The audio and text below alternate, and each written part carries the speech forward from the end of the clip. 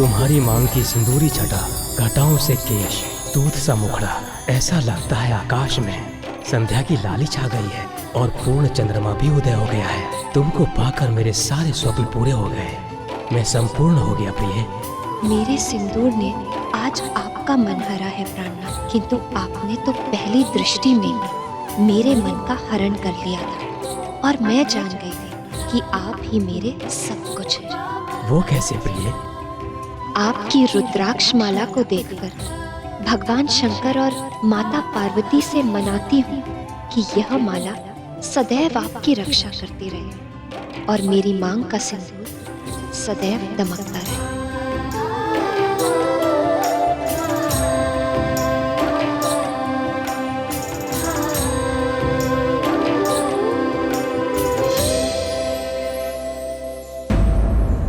सिंदूर की सुंदरता अपने स्थान पर, किंतु उसका वास्तविक महत्व तो नारी ही जानती है। ये बात पूरी तरह सत्य नहीं है प्रिय। क्यों? जिसने कभी सिंदूर लगाया ही ना हो, वो भला प्रेम की उस गहरी भावना को कैसे समझेगा जो सिंदूर के साथ जुड़ी है? उचित है, पर जिसने लगाया हो वो पुरुष तो समझ ही सकता है।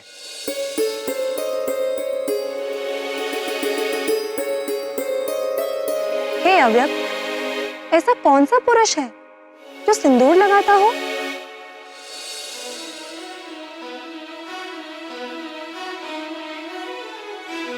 राम भक्त हनुमान।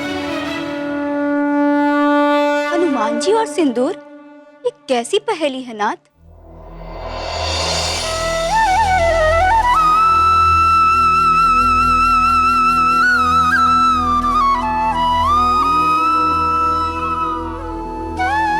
ये पहेली तो वो ही बूझे जो सिंदूर लगाती। ठीक है, हे अंतर्यामी, मैं ही बताती हूँ। ये घटना तब की है जब प्रभु श्री राम रावण का वध करके अयोध्या में लौट आए थे। सारे वानर तो किष्किंधा लौट गए, परंतु राम भक्त हनुमान अपने आराध्य के चरणों को छोड़कर कैसे जाते। अंजना नंदन प्रभु श्री राम की सेवा में अयोध्या में ही बने रहे। एक बार मंगलवार के दिन जब हनुमान जी राजसभा में पहुंचे तो सभी लोग उनको देखकर चौंक पड़े। क्यों? हनुमान ने अपनी पूरी देह पर मुख से लेकर पैरों तक सिंदूर का लेप लगा रखा था।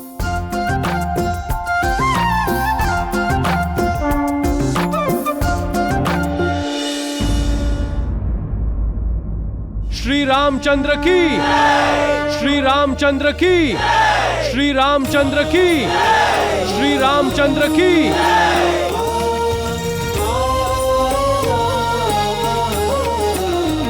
सभी सभासद तो उपस्थित हैं, किंतु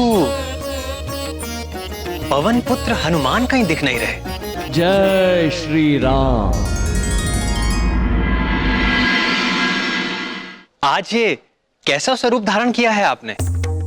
आपकी प्रसन्नता के लिए प्रभु। मेरी प्रसन्नता के लिए?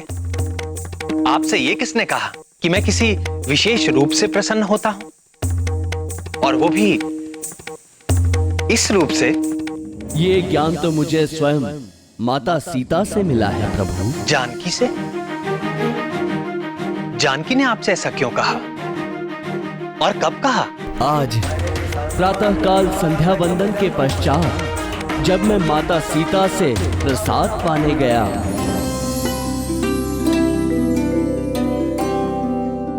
प्रणाम माते, भूख लगी है, प्रसाद दे माते। हाँ पुत्र, तनिक ठहरो।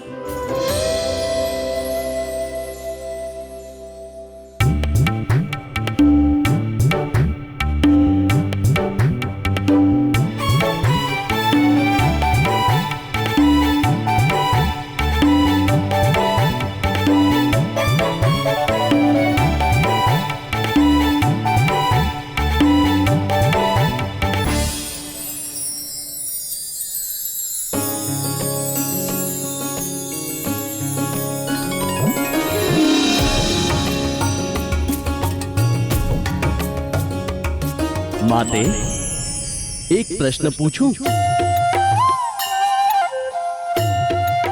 महाज्ञानी हनुमान हमसे कुछ जानना चाहते हैं। अवश्य पूछिए अंजना नंदन।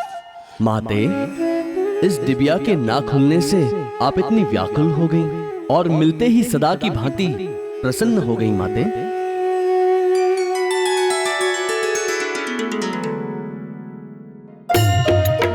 ये तो स्त्रियों का रहस्य है पुत्र, तुम्हें कैसे बता दूं? अच्छा, उदास मत हो।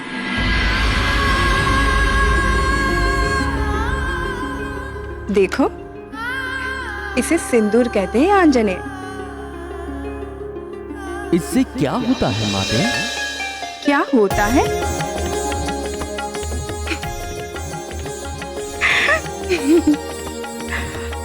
आप भी भोलेनाथ की तरह भोले हैं हनुमान। अच्छा सुनो, संसार की हर स्त्री अपने स्वामी के लंबी जीवन के मंगल कामना के लिए अपने मांग में सिंदूर धारण करती है, और मैं भी इसीलिए सिंदूर लगाती हूँ। इसे लगाने से आपके स्वामी दीर्घायु होते हैं और वे सदैव मुझसे प्रसन्न रहते हैं। इसे लगाने से प्रभु दीर्घायु होते हैं और प्रसन्न भी होते हैं माते? हाँ पुत्र, वे प्रसन्न होते हैं। धन्यवाद माते, आज्ञा दीजिए। अरे हनुमान, तनिक सुनो तो पुत्र।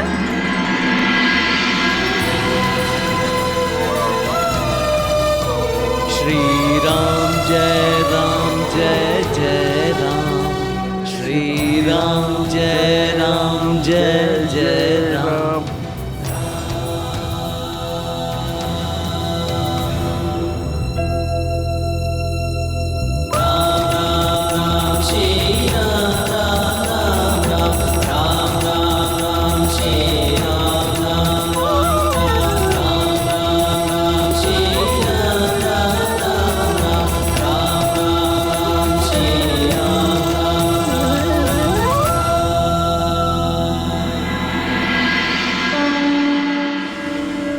जानकी तो चुटकी पर सिंदूर लगाती है,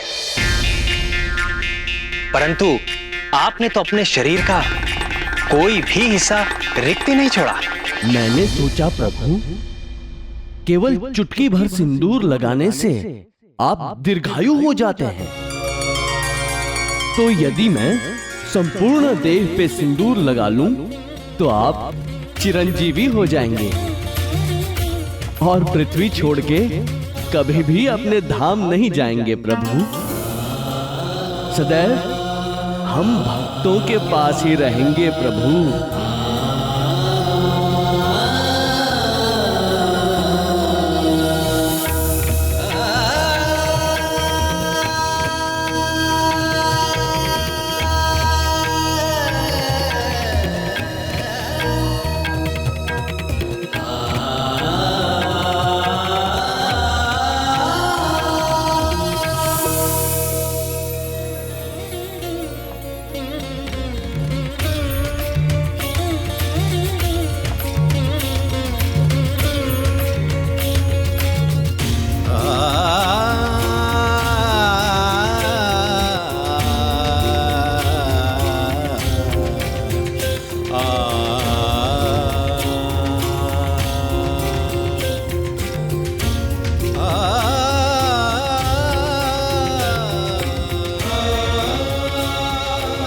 तुम्हारे हृदय की सरलता और भक्ति निराली है हनुमान। ऐसी ही भक्ति मुझे तुम जैसे भक्तों के अधीन बनाती है। आज मंगल के दिन तुमने मेरे लिए जो ये मंगल कामना की है, तो मैं वचन देता हूं महावीर कि मंगलवार को जो कोई भी तुम्हारे इस सिंदूरी रूप के दर्शन करेगा और श्रद्धा से तैल और सिंदूर अर्पित करेगा, उसके प्रति भी मैं वैसे ही कृपालु हो जाऊंगा जैसे जैसे कि तुम्हारे प्रति। तो ये है सिंदूर का महत्व, जिसे स्त्रियां ही नहीं हनुमान भी जानते हैं। एक और महत्व की बात थी जो मैंने हनुमान से कही थी, अर्थात जानकी ने कही थी। वो क्या? यही कि विवाहित स्त्री के मांग का सिंदूर प्रतीक है कि वो अपने स्वामी के प्रति अनन्य भाव से समर्पित है। हनुमान ने भी सिंदूर लगाकर प्रभु के प्रति अपनी अनन्य भक्ति को भी सिद्ध किया। सत्य है, पवन पुत्र हनुमान के लिए ना तो कोई और दूसरा देवता है और ना ही प्रभु का कोई दूसरा रूप है तो बस केवल और केवल श्री राम। फिर क्या हुआ नाथ? विवाह के पश्चात केसरी और अंजना के दिन कैसे बीते? केसरी और अंजना एक दूसरे को जीवन साथी के रूप में पाकर तृप्त हो गए थे, किंतु बहुत काल बीत जाने के बाद भी जब उनके आंगन में शिशु की किलकारियां नहीं गूंजी, तो भीतर ही भीतर केसरी को यह संताप खाने लगा। संतान सुख से हीन अंजना उसका दुख समझती थी, पर वो स्वयं भी दुखी थी। वो जानती थी ना तो संतान के बिना वंश वृद्धि हो सकती है और ना ही मनुष्य को पितृ ऋण से मुक्त किया जा सकता है। पितृ ऋण चुकाए बिना स्वर्ग का द्वार कभी नहीं खुलता। धीरे धीरे संतान का अभाव उन्हें हर पल खलने लगा था।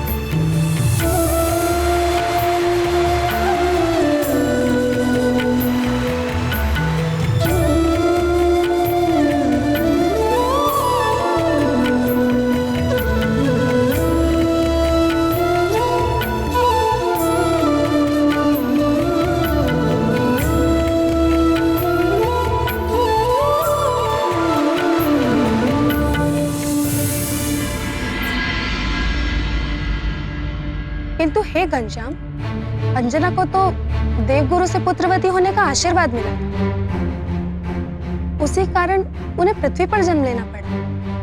तो फिर उन्हें संतान न होने का क्या कारण था? अंजना को यदि किसी साधारण जीव को जन्म देना होता तो कोई कठिनाई ना होती, किंतु उसे तो महाकाल भगवान शंकर के अंश को अपने गर्भ में धारण करना था, जिसके लिए वो आध्यात्मिक रूप से परिपक्व नहीं थी। पूर्व जन्म की अप्सरा अंजना स्वर्ग लोक से आई थी। स्वर्ग भोग विलास का लोक है, तप का नहीं। और अंजना को हनुमान को जन्म देने के योग्य बनने के लिए तपस्या की आवश्यकता थी। तपस्या? किंतु कैसे?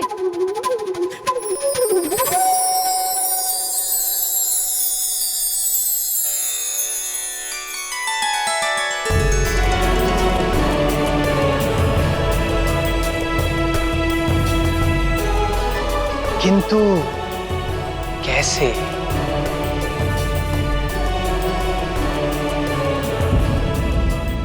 तपस्या? किंतु कैसे?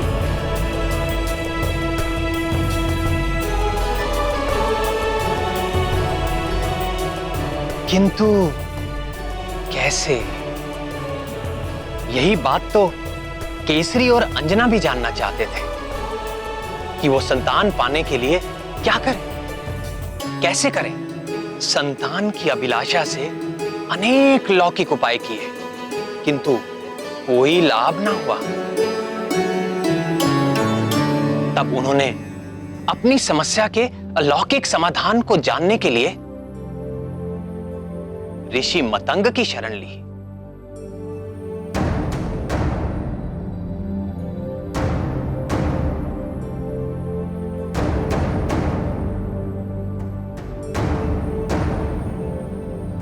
ये वही ऋषि मतंग थे जिन्होंने मेरे राम अवतार के समय परम भक्त शबरी का मार्गदर्शन किया था।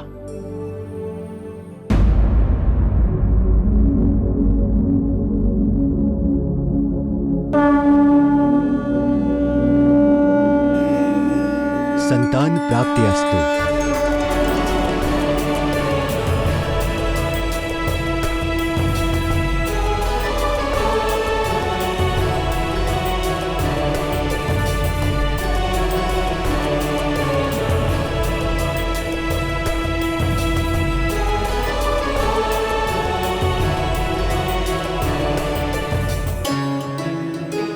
तुम दोनों ऐसे चकित भाव से मुझे क्यों देख रहे हो?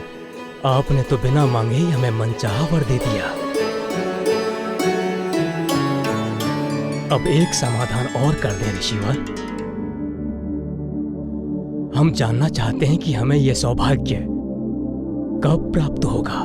केसरी, तुम्हारी मनोकामना अवश्य पूर्ण होगी, परंतु देवादिदेव भगवान शंकर का आशीर्वाद प्राप्त करने के पश्चात भगवान भोले शंकर को प्रसन्न करने के लिए अंजना को 12 वर्षों तक कठिन तपस्या करनी होगी।